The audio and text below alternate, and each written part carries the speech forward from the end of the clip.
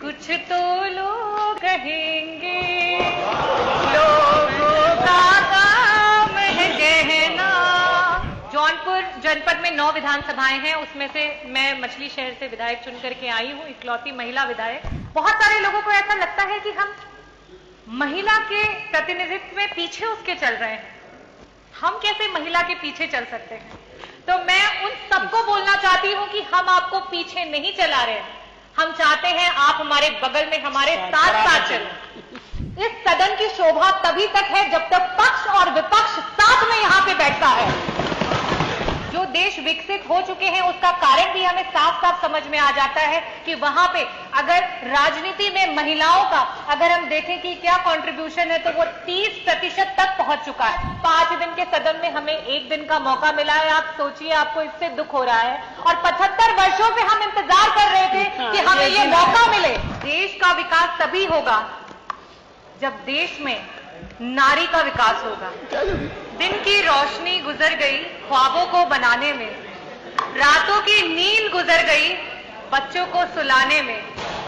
जिस घर में मेरे नाम की तख्ती भी नहीं, जिस घर में मेरे नाम की तख्ती भी नहीं, सारी उम्र गुजर गई उस घर को सजाने में।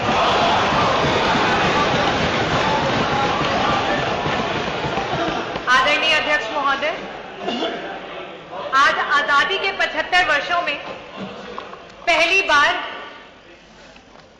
देश की सबसे बड़ी सदन उत्तर प्रदेश की सदन में सिर्फ और सिर्फ महिला विधायकों को बोलने का आपने अवसर दिया। मैं उसके लिए आपको हृदय से धन्यवाद करती हूं। मैं धन्यवाद करना चाहूंगी समाजवादी पार्टी के राष्ट्रीय अध्यक्ष श्री अखिलेश यादव जी का, आदरणीय डिंपल भाभी का, जिनकी प्रोग्रेसिव सोच के कारण आज विपक्ष में होने के बावजूद भी अगर हम रेशियो निकाल लें तो जो महिला जनप्रतिनिधि हैं उनका रेशियो पक्ष के समान है। मैं धन्यवाद करना चाहूंगी हमारी समाजवादी पार्टी की सोच को, जो सोच कहती है कि नेतृत्व का कोई जेंडर नहीं होता, नेतृत्व का होता है एक विचार, एक सोच, एक विचारधारा जिससे आप लोगों को खुद से जोड़ते हैं। राम मनोहर लोहिया जी ने कहा था, देश का विकास तभी होगा जब देश में नारी का विकास होगा। जब नारी विकास करेगी तभी देश का विकास होगा। आज से कई सालों पहले जब अध्यक्ष जी आप, मेरे पिता, उनके सहपाठी जब स्कूल में जाया करते थे तो वहां पे पढ़ाया जाता था कि 3 प्रकार के देश होते हैं, विकसित देश, विकासशील देश और अविकसित देश। और तब वो अपने अभिभावकों से पूछते थे कि हमारा देश विकासशील की श्रेणी में आता है, ये कब तक विकसित हो जाएगा? तो उन्हें कहा जाता था कुछ नहीं, आज से 8-10 सालों में हमारा देश विकसित हो जाएगा। अध्यक्ष जी, आपके बाद हमने भी स्कूल की पढ़ाई की, हमने भी स्कूल जाना शुरू किया और हमें भी वही पढ़ाया गया और हमने भी जब ये पूछा सवाल तो हमें भी वही उत्तर मिला।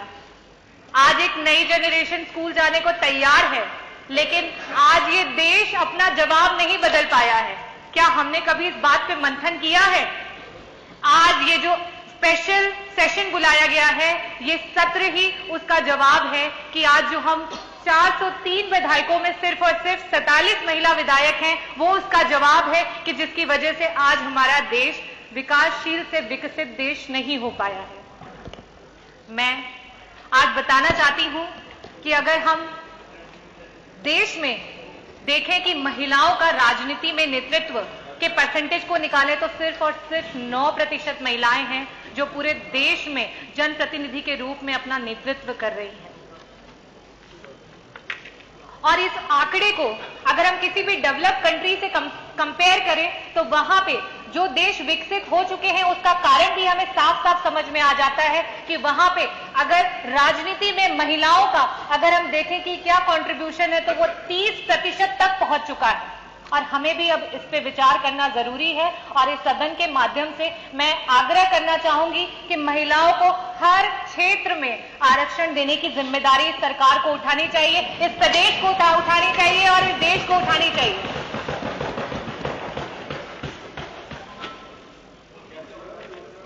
बाबा भीमराव अंबेडकर जी ने कहा था कि मैं किसी भी समाज की जो प्रगति है उस समाज की महिलाओं की प्रगति से मापता हूं। और आज मैं एक ग्रामीण अंचल से आती हूं और जब वहां पे हम अपनी दलित समाज की बहनों को देखते हैं तब हमें यह महसूस होता है और साथ में बहुत ग्लानि भी होती है कि आज हमारा देश कहां पे है।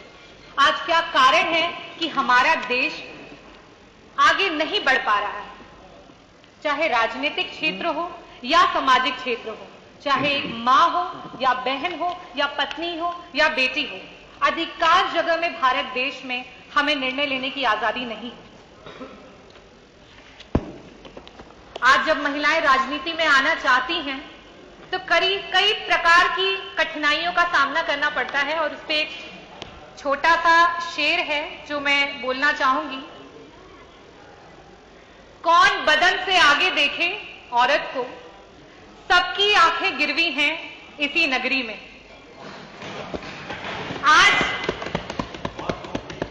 आज भी अगर औरत कुछ अच्छा नहीं कर पाती है तो आज हमें सुनने को मिलता है ये तो औरत है, इतना बड़ा दायित्व इसे दे दिया, कहां से कर पाती। और अगर किसी तरीके से वो औरत अच्छा कर जाती है तो उसे कहते हैं अच्छा, ऐसे कैसे अच्छा कर दिया, ऐसा क्या किया होगा उसने। इस सोच को बदलने की जरूरत है। मैं इस सोच के लिए ये बोलना चाहूंगी कि आज इस प्रदेश को, इस देश को एक मकसद के साथ हमारे प्रदेश की और देश की महिलाओं को बढ़ाने के लिए सोचना होगा।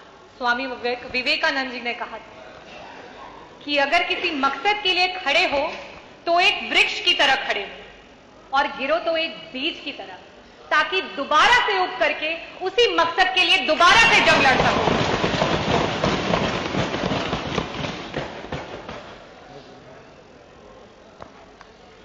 मैं अध्यक्ष जी आपसे कहना चाहती हूं, हमें स्पेशल अपॉर्चुनिटीज, स्पेशल सेशंस नहीं चाहिए। आज 5 दिन के सत्र में एक दिन सिर्फ और सिर्फ महिला विधायकों को मिला है। कई सारे लोग होंगे जिन्हें दुख हो रहा होगा, कई सारे लोग हो रहे होंगे जिनको आपत्ति हो रही होगी, लेकिन मैं ये कहना चाहती हूं कि आज 5 दिन के सदन में हमें एक दिन का मौका मिला है। आप सोचिए, आपको इससे दुख हो रहा है और 75 वर्षों से हम इंतजार कर रहे थे कि हमें ये मौका मिले। 75 वर्षों से हम इंतजार कर रहे हैं। आज भी उत्तर प्रदेश के अलावा बाकी सदन में जहां जहां ये आवाज जाएगी, मुझे लगता है अध्यक्ष जी वहां पर भी इसको शुरू किया जाएगा और इसके लिए मैं तहे दिल से आपको धन्यवाद करना चाहूंगी, अपने राष्ट्रीय अध्यक्ष जी को धन्यवाद करना चाहूंगी। और मैं ये भी कहना चाहती हूं, जब सदन में महिलाओं को बराबर का हक मिलेगा तभी जाकर के जनपद में जो बैठे हुए अधिकारी हैं वो भी हमें सीरियसली लेंगे। मैं आपको एक घटना बताना चाहती हूं। मछली शहर विधानसभा, जौनपुर जनपद में 9 विधानसभाएं हैं, उसमें से मैं मछली शहर से विधायक चुन करके आई हूं, इकलौती महिला विधायक। और मेरे यहाँ की जो रोडों की स्थिति है वो बहुत ही खराब है। मैंने पिछले सदन में भी उन बातों को उठाया था और बड़ी मुश्किल से एक रोड है जो स्वीकृत होकर बननी शुरू हुई। जब वो रोड बनी तो उस पे जब शीलपट लगा तो उस पे हमारे जो नेबर के हमारे पड़ोसी विधायक हैं उनका नाम लिख करके आ गया। तो आज अधिकारियों की भी ये सोच है कि अरे ये तो महिला है, ये क्या कर लेगी, और ऊपर से ये विपक्ष की महिला है तो ये क्या कर लेगी। हमें इसको बदलना होगा, हमें इसे बदलना होगा। मैं सरकार से अनुरोध करूंगी कि इस तरीके की सोच पे अंकुश लगाया जाए। साथ ही साथ मैं अपनी महिलाओं को भी कहना चाहूंगी कि ये वक्त आ गया है कि हमें आगे बढ़ना होगा, हमें देश का प्रतिनिधि बनना होगा, हमें आगे बढ़ करके देश को तरक्की के रास्ते पे लेके जाना होगा। अब हमें ये नहीं सोचना है कि लोग क्या कहेंगे और समाज क्या कहेगा, क्योंकि कुछ तो लोग कहेंगे, लोगों का काम है कहना, पर अब हमको चुप नहीं रहना। मैं एक ग्रामीण अंचल से आती हूँ।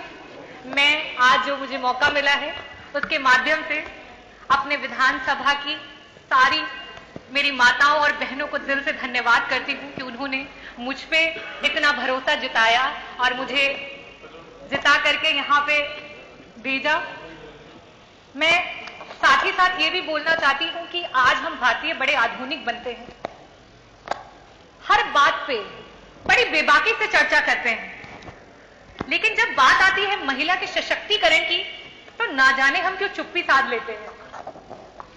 हम क्यों भूल जाते हैं कि भारत की आजादी में महिलाओं का बलिदान कहीं से कम नहीं था, चाहे वो रानी लक्ष्मी बाई रही हो, चाहे वो झलकारी देवी रही हो, चाहे महारानी अहिल्याबाई होलकर रही हो, चाहे ज्योतिबा फूले जी रही हो, और साथ ही साथ चाहे वो मातंगी देवी रही हो जिन्होंने वंदे मातरम कहते कहते अपने प्राणों की आहुति दे दी, चाहे वो कनकलता रही हो जिन्होंने 17 साल की उम्र में हाथ में राष्ट्रीय ध्वज को लिए वीर गति को प्राप्त हो गई हो। हमें उन बातों को नहीं भूलना चाहिए और शायद इन्हीं बातों को भूलने की वजह से आज महिलाएं पीछे छूटती चली जा रही हैं। मैं आज इस सदन के माध्यम से ये कहना चाहती हूं,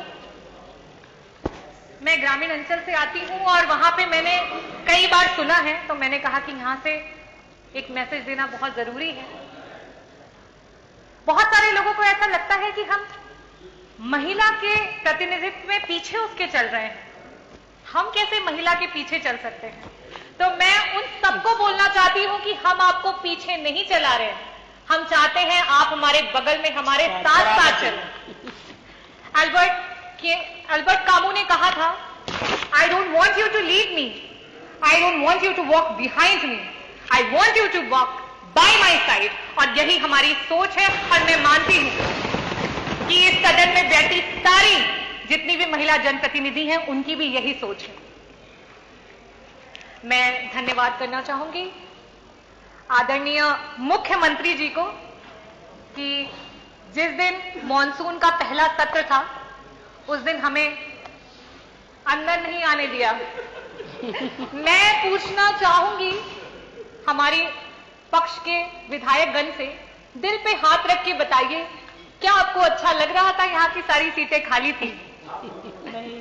इस सदन की शोभा तभी तक है जब तक पक्ष और विपक्ष साथ में यहाँ पे बैठता है।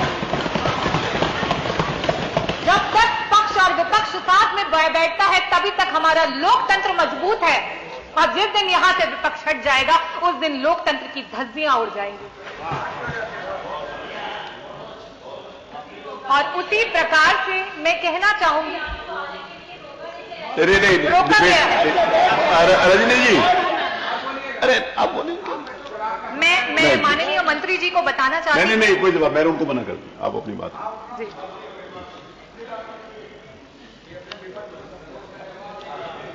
चलिए, धन्यवाद। अगर हो गया हो तो। नहीं सर, नहीं हुआ, अभी तो बहुत लंबा है।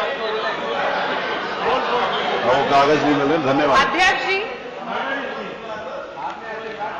नहीं, कागज नहीं मिल रहा, इसी को बोल रहा। मुख्यमंत्री जी को धन्यवाद कर रही थी कि जैसे कि हमें आने नहीं दिया, तो उस दिन यहाँ पे आपके पॉलिसीज की पर्चियां बट रही थी, तो मैं बहुत बहुत धन्यवाद प्रकट करना चाहूंगी कि वो पॉलिसीज की पर्चियां हमें भी मिली। तो मैं उसके बारे में बताना चाहती हूं। उसमें आपने विवाह के लिए कन्या अनुदान देने का एक संकल्प लिया है। कोरोना काल में बहुत सारे गरीब परिवार अपने बच्चों की शादी नहीं कर पाए। वो गरीब माता पिताओं ने अभी कुछ महीने पहले जब शादी का सीजन था तब वो अपने बच्चों की शादी कर रहे थे। मेरे विधानसभा से ना जाने कितने परिवार हैं जिन्होंने उस अनुदान पे आस लगाए बैठे हुए थे, और आज वो शादी को बीते हुए 4 से 5 से 6 महीने हो चुके हैं और आपका अनुदान नहीं आया है। और जब आपके अधिकारी से बात करते हैं तो वो कहते हैं मैडम हमारे पास कोई बजट ही नहीं है इसके लिए। तो मैं कहना चाहती हूं कि आपकी पॉलिसी सिर्फ कागजी है, उन पॉलिसीज का जमीन पे कोई भी कहीं पे कोई रिकॉर्ड नहीं है। मैं आज कहा गया माननीय मुख्यमंत्री जी द्वारा कि हम अपने जो भी हमारी प्रॉब्लम्स हैं उन्हें बता सकते हैं और एक सकारात्मक तरीके से इस पर डिस्कशन कर सकते हैं। तो मैं आपको ये बताना चाहती हूं कि मे भी ऐसा हो सकता है कि आप सच्चाई से अपरिचित हो, तो मैं आपको ये बताना चाहती हूं अवगत कराना चाहती हूं और एक रिक्वेस्ट भी करना चाहती हूं कि जो आपकी पॉलिसीज हैं वो लोगों तक नहीं पहुंच पा रही हैं, इसके लिए एक डेलीगेशन की टीम बनाई जाए।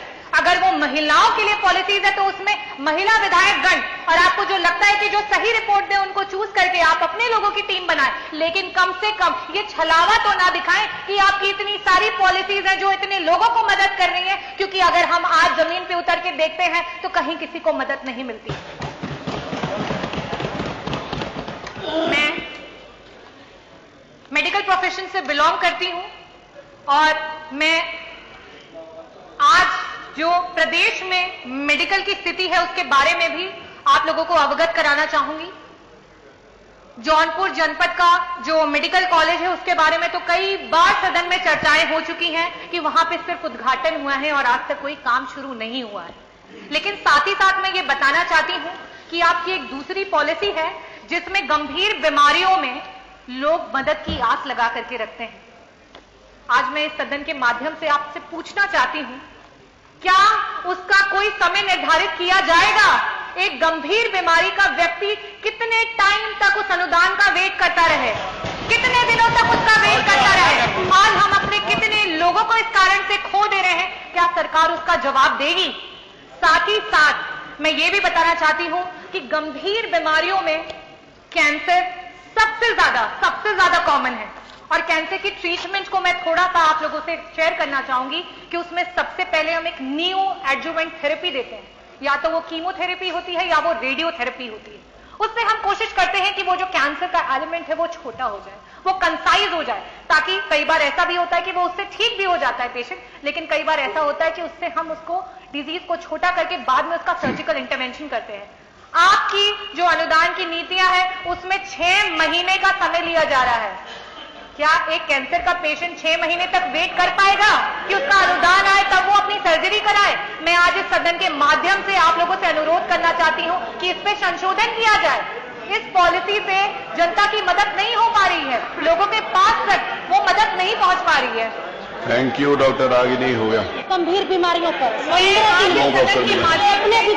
अनलिमिटेड का मतलब जो मेरी आंगनबाड़ी की जो सेविकाएं हैं उनके लिए बोलना चाहती हूँ, मेरी जो आशाएं बहनें हैं जिन्होंने कोरोना काल में हमारे ग्रास रूट लेवल पे जाकर के हमारे लोगों की मदद की, जहां ग्रामीण धन्यवाद डॉक्टर रागिनी, नहीं अवेलेबल थे, धन्यवाद, उन्होंने उनकी मदद की। आज वो रोड पे निकली हुई है, आज वो अपने हक की दुहाई मांग रही है। क्या सरकार उनकी मदद करेगी? आज हमारी आंगनबाड़ी की जो महिलाएं हैं वो कह रही हैं कि आपकी, अरे कंपेयर नहीं करूं किसी के साथ, महिलाएं ये कह रही है सारी बातें तो सबने बोला है ना। महंगाई के कारण उनकी कमर, महबूब जी आप आखिरी तक बैठेंगे। आज जब मार्केट में तेल 200 रुपए किलो है रिफाइंड ऑयल, तो उन्हें सिर्फ 120 रुपए मानक मिलता है।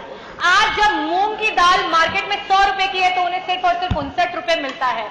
आज जब मार्केट में आलू 30 रुपए किलो है तो उन्हें सिर्फ 7 रुपए मिलता है। आज उनकी मांगों को कौन सुनेगा? कौन उनकी दुहाई को सुनेगा? मैं साथ ही साथ बात करना चाहूंगी NRLM की जो हमारी बहनें हैं, जिन्होंने आपके चुनाव के दौरान आपकी रैलियों में ढेर सारी भीड़ जुटाने का काम किया।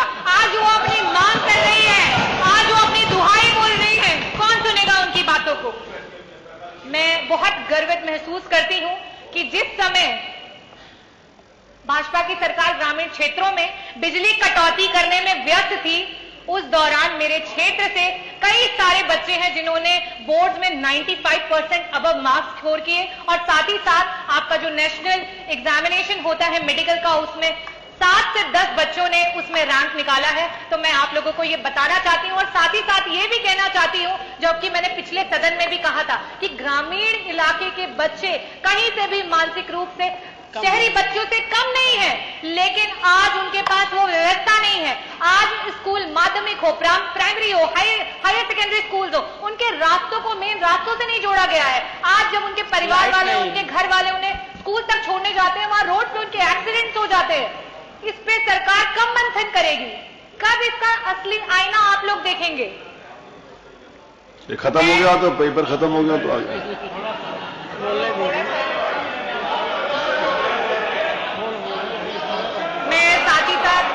बोलना चाहूंगी, ये जीरो टॉलरेंस की सरकार है और आदरणीय हमारे मंत्री जी, सांसदीय कार्य मंत्री जी ने कहा था कि जीरो टॉलरेंस की डेफिनेशन ये नहीं है कि कोई अपराध नहीं होंगे। जीरो टॉलरेंस की डेफिनेशन ये है कि सरकार अगर इस तरीके की चीजें होती हैं तो उस पर तुरंत और सख्त कार्रवाई करेगी। लेकिन आज जो मैंने 56 में मांग उठाई उसमें FIR नहीं हुआ और इस तरीके की बहुत सारी केसेस हैं जिसमें महिलाओं को रात रात भर खाने पे बिठा के रखते हैं और उनकी कोई FIR नहीं लिखी जाती है, कोई मांग को नहीं सुना जाता है। उस पर सरकार कब मंथन करेगी और कब ऐसे लोगों के अगेंस्ट में एक्शंस लिए जाएंगे। साथ ही साथ मैं ये भी कहना चाहती हूं कि शायद आप लोगों को ना पता चल पा रहा हो और फिर से आप सच्चाई से अनजान हो, तो आज थानों पे सिर्फ और सिर्फ वसूली भाई बैठे हैं और रक्षक भक्षक बने हुए हैं। कृपया करके इसका भी निवारण निकाल दे तो मैं बहुत बहुत आभारी रहूंगी आपकी। Thank you. मैं लास्ट में अपने देश की महिलाओं के लिए कुछ चंद लाइनें बोलना चाहूंगी। आप देंगे, वो दे रही है सुझाव, या आप देंगे सुझाव? मैं अपनी देश की महिलाओं के लिए और अपने प्रदेश की महिलाओं के लिए बोलना चाहूंगी। सुनो द्रौपदी शस्त्र उठा लो, छोड़ो मेहंदी खड़क संभालो। सुनो द्रौपदी शस्त्र उठा लो, छोड़ो मेहंदी खड़क संभालो। अब गोविंद ना आएंगे, धूत बिछाए बैठे शकुनी सब मस्तक बिक जाएंगे। सुनो द्रौपदी शस्त्र उठा लो, अब गोविंद।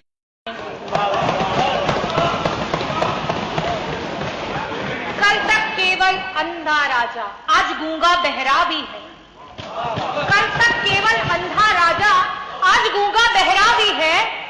होठ सी दिए हैं जनता के, कानों पर पहरा भी है। तुम ही कहो ये अश्व तुम्हारे, किसको क्या समझाएंगे। सुनो द्रौपदी शस्त्र उठा लो, अब गोविंद ना आएंगे।